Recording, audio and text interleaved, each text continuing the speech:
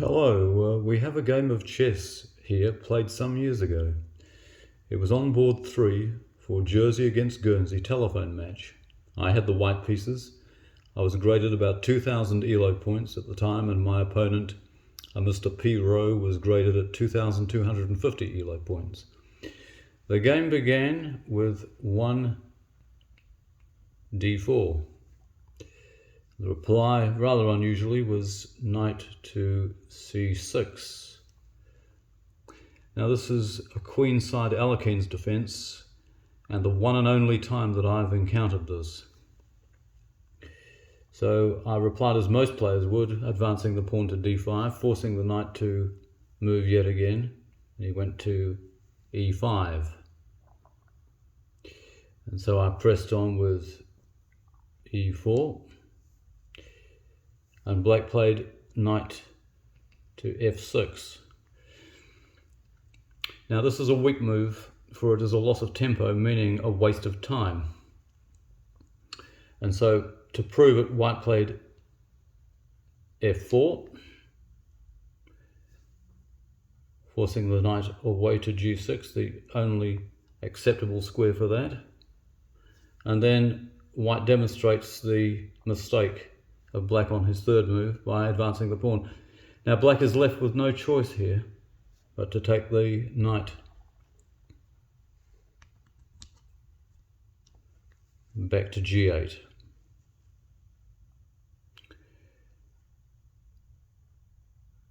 So it's simply going back from whence it came. So as can be seen, that's definitely a loss of time. So white continues the development with knight to f3. And black replies with d6. Continuing the development, knight to c3. And black plays e6. I think better here would be to get this bishop out either to f5 or g4. Because all that black succeeds in doing with playing this move here, e6, he's shutting in his light squared bishop, which is not a good idea, but anyway, that's what he played. So already I thought to myself, I have a very good position here. It's open play and it's advantageous to me. So I thought, right, we'll go ahead with this and we'll press black. Bishop b5 check. He plays the only acceptable reply, bishop d7. Now, it's not a good idea to take this bishop here because it's simply, on the next move for black, he'd play queen, bishop takes d7, queen takes d7, and the next move he could castle. So it's aiding black's development. So a better move than that is the one that I played in the game, queen e2, which not only protects this bishop here, but it's homing in on the black king.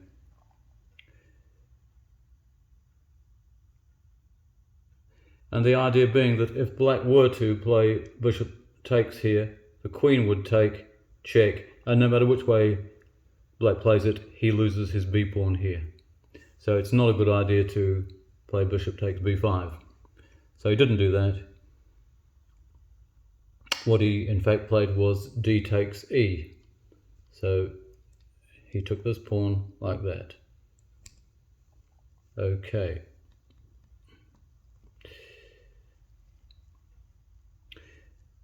Now, in this position, f takes e is perfectly acceptable, and many would play it, but in fact what I played was d takes e. And what I'm doing here is I'm homing in on the weak f7 square. So, black is faced with a bit of a problem, isn't he? As you can see, the bishop on d7 cannot take this pawn because the black king would be in check. So his only reply, really, bearing in mind again what was previously said, that if he takes the bishop here, queen takes bishop, winning a pawn, and there are all these associated problems down here. So black, of course, chose to take back this way. Okay. F takes e. And white plays knight takes e5. like that. Knight is on a very useful square. Most chess players would agree that to get the knights to those sorts of fifth rank squares, e5 and d5, are always extremely advantageous. And so black is already in trouble. His isolated king pawn here and underdeveloped position are beginning to cause him problems. So black recaptured, wanting to get rid of this knight. So knight takes e5. Now white here could capture with the pawn, but he'd simply be saddling himself with an isolated pawn like black. And also he's blocking this pawn here, whereas we want to have some sort of pressure exerted against this. So white replied with the better move, queen takes e5. Right, so what we have here now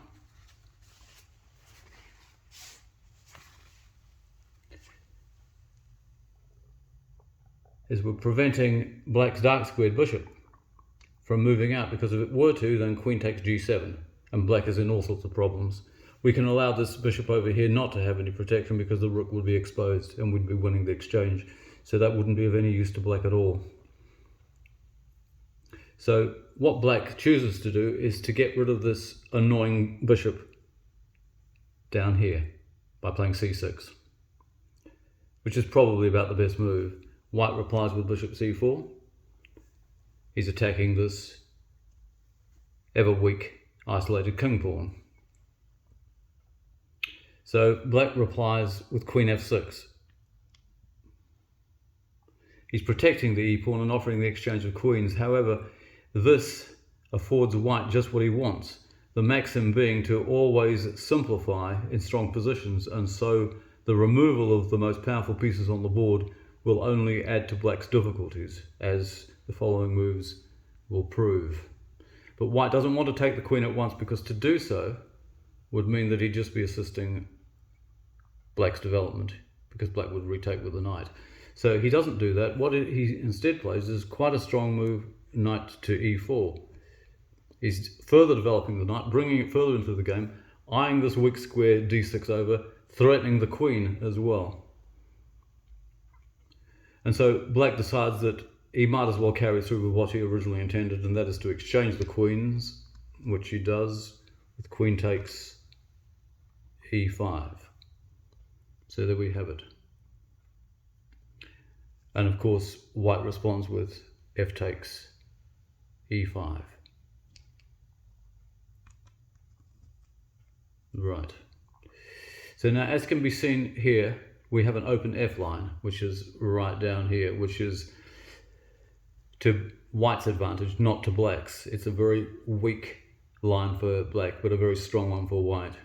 And this knight is very well placed here, hitting f6, which incidentally the black knight cannot move to with a pawn here, and is eyeing over squares such as d6 and c5 at some point, and also g5, although this is perhaps a better square for the bishop, as will be shown momentarily. Right, so the point that I was just making about bishop to g5, black plays h6 on his next move with the intention of stopping both knight g5 and bishop g5. If he had castled, incidentally, if you just want to take this back a moment, if black had castled like that and that, then it would be bishop g5 attacking the rook on d8, which is not so good, because then white would castle long and there'd be even more pressure against this. Just to demonstrate, if he had in fact done that, and then we'd gone here attacking the rook, it more or less is forced into doing something that it doesn't want to do, because then white is going to castle long, and like I said, it wouldn't be very pleasant. So he decided against that, and that's understandable, although castling is always good if you can do it, because it affords the king safety, whereas stuck in the middle of the board, or the middle edge of the board as the king is at the moment, is never a happy choice. So he played h6 just to get that back, okay, preventing white occupying g5. So white plays bishop e3. He's determined to develop this position with the bishop, and he's also now eyeing over castling on the queen side. He's also adding pressure on c5, and so to stop that c5 square being occupied by white, black plays b6. These pawns are very weak. He has weak squares d6, f6, g6. Not good. Okay, so white then follows through with the idea of castling, which he proceeds to do. So as can already be seen, white is taking all the open files. He's taken the d1, he's going to take the f1 shortly, and black is in a bit of a difficult situation. So what he decides to do is to play g5. This is a desperate move. He's further weakening these squares. There's no defense at all for them, and white simply plays rook hf1, occupying this f line, and there really is very little that black can do other than what he plays on his next move, which incidentally is rook h7. If he were to castle at this stage, then quite clearly rook f7, just to demonstrate, just say he went like that, you come here and you take the 7th rank, and then black is in all sorts of trouble. So he wouldn't really want to play along those lines, and he didn't. So what he did instead is he did play rook to h7 there. Yep. And he's preventing rook f7 by white at any stage as he sees it, but he's not really. Right. So white plays a bit of a sneaky move here. He brings his bishop back. This isn't a loss of tempo, because what white is doing is he's eyeing over the fact that with black playing rook h7 to here, he's put his rook on a very dangerous diagonal. Now what he's threatening here is to move this knight, and when he moves it, it exposes an attack on the rook, and he doesn't want that.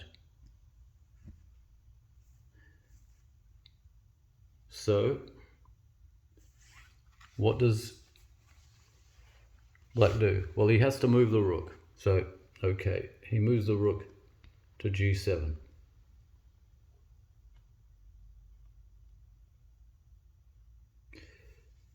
Now,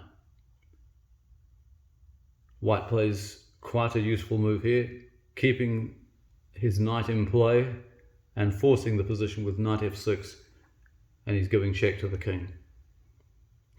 Now black is in a very desperate situation here. He's unable to castle because you cannot castle out of check.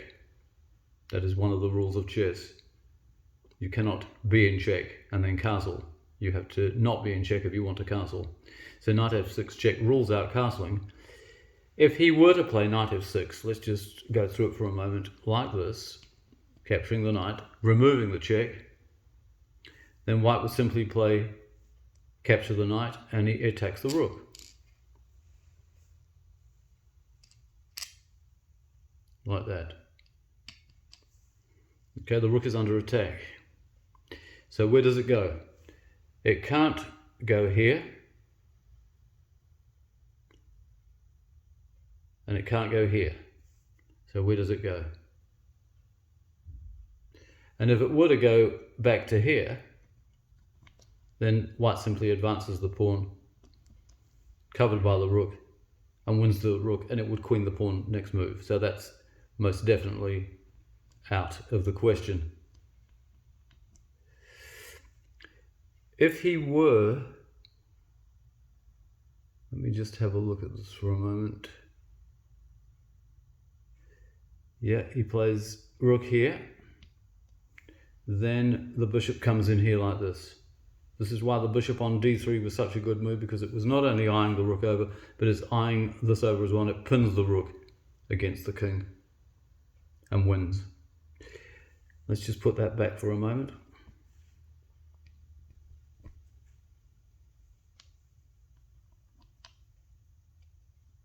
So instead of capturing the knight which went to f6, giving check.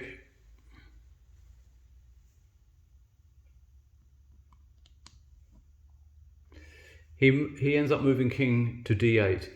If he were to play king e7, for instance, to here, then bishop h7. This rook is here, by the way. Yeah, okay. Rook g7, knight f6, king moves.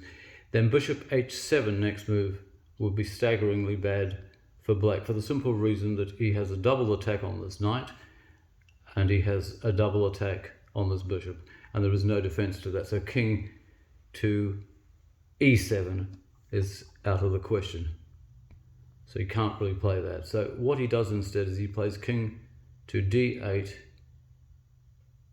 eventually wanting to get around here and allow his rook to protect this bishop.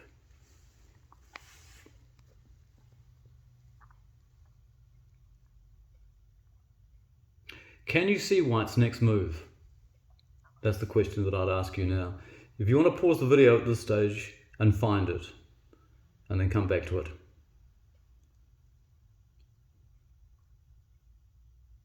I'll just wait a few more seconds just in case you prefer just to look at it.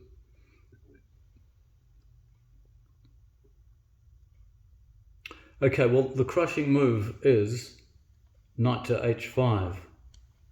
And what we have here, quite simply, is an attack on the rook. It can't go to here or here because of the bishop. It can't go to here because of the rook. And what the knight has done by moving to h5 is it's exposed an attack on the bishop, threatening check down here, and it would also pick up the rook once the king moves to c7. So the king really has no option but to move to c7, which is what it originally intended to do. The rook here is lost, I'm afraid. There's just no way out of it, because if he tried to move it, say to here, then as I've already explained, the rook would simply move down and take the bishop. So that is no good at all. So he ends up losing what's called in chess the exchange, where you lose a minor piece, either a bishop or a knight, in exchange for a rook. A rook is worth 5 points, a knight and bishop worth 3. So once white takes this rook, the game is effectively over. However, it's seldom the case that players who find themselves in that position would give up that easily. And quite right, they have a right to continue the game, and white can always make a mistake. Well, not always, but sometimes. So he did move king c7, and white grabs that rook, and black takes it back the only way that he can, bishop to g7. So the net result of all this is that white now is, of what I spoke before, the exchange up and in a pretty powerful position. White, of course, seeing that he has the 7th rank now, goes for it. It's every chess player's dream to plant a rook on the 7th rank, and that's white's so good because, as you can see, the weak bishop on d7 is pinned against the king. The bishop on g7 is attacked. So what does black do? Well, he sees that he can take this pawn. It looks at first as though white has made a mistake because he's just giving up a pawn for nothing. And of course, this other pawn is hanging down here, but it doesn't really make any difference, because white then plays bishop c4, eyeing over this weak pawn. Now, if white can take this, there's a double attack on the bishop. The bishop is pinned, don't forget, so it cannot recapture the bishop. If the bishop takes the pawn, the bishop cannot retake. So it's stuffed, effectively.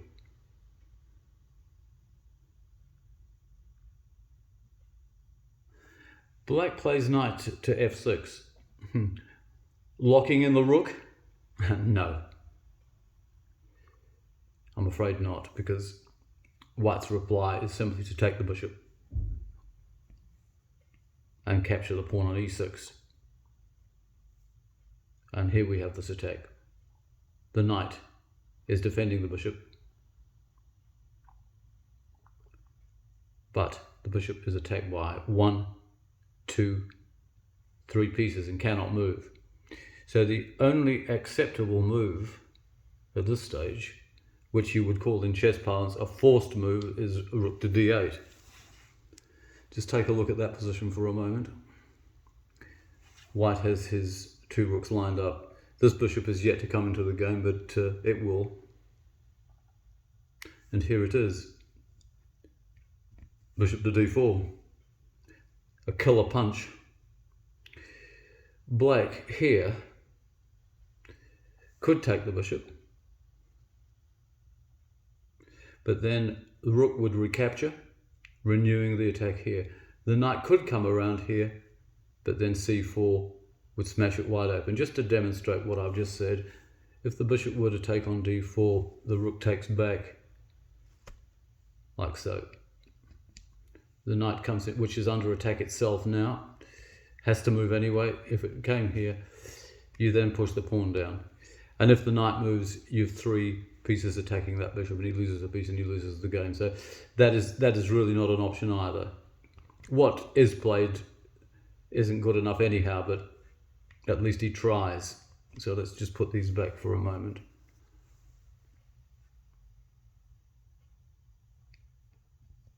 Yeah.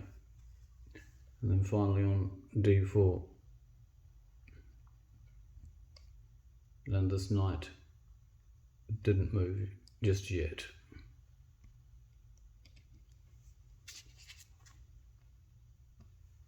Okay, so we have it back how we had it. So what in fact Black played here, he played for time. He played bishop f4. The point of this move is that it gives check on the king, so the king really has no option but to move, but it's just delaying the agony by 1 move as compared with the previous variation. So bishop f4 check, king b1. And now the knight is under attack, of course, as I mentioned before. He comes to d5, and white plays c4 anyway. The fact that this pawn is hanging here is irrelevant. It's of no use to black at all. So the black knight, it could go to here, but you can either play rook d3 or capture it, and it makes no odds. So he goes to b4 like that. And then the next move. Can you see it? The winning move. I did say that the dark squared bishop for white would come into the game. Just have a look at that and see if you can see it. Well, it is in fact bishop f6. And we have a very curious end position here. Black resigns at this stage. There's just no way out. Some people might say that it's a Tutzwang, which is Zugzwang. It's spelt Z-U-G-Z-W-A-N-G, and it's German for compulsion to move. What it means in chess is that if you could forego moving, you'd be safe. It's like in life. If you could stop the clock for a moment, you wouldn't age anymore, would you? But you can't stop the clock in life. And you can't forego moving in chess. However, this is not Tutzwang, because even if black were to say, okay, I don't want to move, will you let me? Sure, go ahead, don't move. He's still beaten. So it's not a Tutzwang. I've never had a Tutzwang, and probably never will. It's a very rare situation. But this is probably as close as you can get to it, but black is absolutely beaten in this position, and so he resigns. And this was a very interesting game for me, and a very pleasurable result, because I beat a player that I felt at the start I'd be lucky to get a draw out of, but I did a little bit better than that, and I was very pleased indeed. And I hope you enjoyed this game as much as I thoroughly enjoyed playing it many years ago and sharing it with you now. The very best of luck to anybody who plays chess, and enjoy your passion for it.